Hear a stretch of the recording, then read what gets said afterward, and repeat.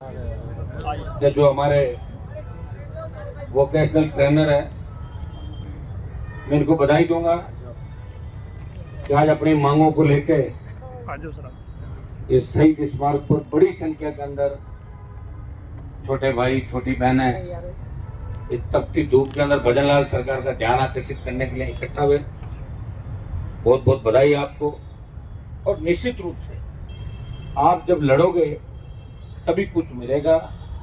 और लोकतंत्र के अंदर जो चीज अपना आप मिल जानी चाहिए वो सरकारों का काम है, लेकिन दुर्भाग्य से हमें हर वाजिब काम के लिए भी सड़क पर बैठना पड़ता है। और जब सड़क पर बैठोगे तभी सरकार की नजर में जाएगी, और सड़क पर नहीं बैठोगे तो सरकार को पता ही नहीं क्या हो रहा है क्या नहीं हो रहा। और भजनलाल जी की जो सरकार है वो कौन चला रहा, अभी तक किसी को पता ही नहीं लगा कि आखिर सरकार चल किस जगह से रही है। इतना बुरा समय कि पहली बार ऐसी निकम्मी नकारा सरकार और इतना निकम्मा विपक्ष। विपक्ष तो वही माना जाएगा कांग्रेस पार्टी। मैं तो विपक्ष में लड़ी रहा हूँ छड़ फ्रंट में, ठीक है।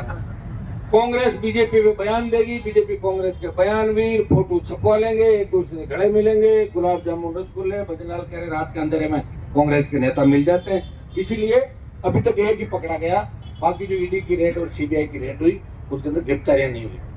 15 साल के अंदर जिस तरह राजस्थान बदनाम हुआ पेपर लीक की घटनाओं ने, राजस्थान के प्रत्येक नौजवान प्रत्येक किसान को आहत किया। अब तो पढ़ने वाले बच्चे ये कहने लगे कि साहब पढ़ाई तो कर रहे हैं, पेपर का जुगाड़ हो जाएगा क्या। और जब मैं वहाँ दिल्ली जाता हूँ तो सेंट्रल हॉल और हम जो बैठते हैं एमपी, तो बाहर के एमपी भी ये कहते हैं कि हनुमान जी आपके वहाँ अगर डिग्री मिल जाए तो 2-4 बच्चों को एडजस्ट करा दो। हमारे यहाँ तो शक्ति हो गई, राजस्थान में पोल पट्टी खुली हुई है, उधर हो सकता है क्या डिग्री मिल। ये जो राजस्थान के माथे में बदनामी का कलंक और टीका लगा, ये दाग वसुंधरा गहलोत के साथ साथ भजनलाल भी इसके अंदर शामिल है, और ये आपको स्वीकार करना ही पड़ेगा। और मैं राजस्थान को बार बार कमजोर इसलिए कह रहा हूँ कि राजनीतिक रूप से अभी भी संघर्ष आप लोग नहीं कर पाते।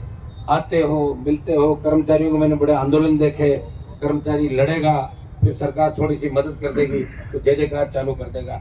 ये हालात राजस्थान के अंदर है। ये ऐसा स्टेट है जब तीसरे मोर्चे की कभी सरकार नहीं बनी। भाइयों मैं आह्वान करूंगा कि आप ये तो आपका मुद्दा है, आपके मुद्दे की मैं बात करूंगा। आप हरियाणा मॉडल लागू करने की बात करें, निश्चित रूप से मैं आपके साथ हूँ। मेरे 5,500 भाई बहन तो 2014 से 11 साल की सेवाएं गांव के ग्रामीण इलाकों के अंदर बेटियां किस तरह देती है, बच्चे किस तरह देते हैं, हालात क्या गांव के अंदर हम जानते हैं। कि आजकल तो स्कूल में छोटा सा कुछ बात हो जाए तो सीधी टीचर पर लोग लड़ने के लिए आ जाते हैं। मेरे वाले जमाने नहीं रहे। मैं सरकार से इस मामले में आपके लिए ये भी मांग करूंगा कि आप क्या हरियाणा मॉडल लागू करें और आप सबको परमानेंट करें, क्योंकि 4 लाख खाली है।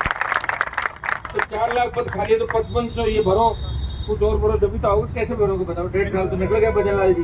जेटीए का एग्जाम आपने कराया और वो पहले तो पेपर लीक होते थे, इसमें तो ओएमआर सीट ही गायब करा दिया आपने बिना सिग्नेचर के। आप तो अशोक गहलोत की गुरु निकले कि वो पेपर लीक करवाते थे उनके मंत्री।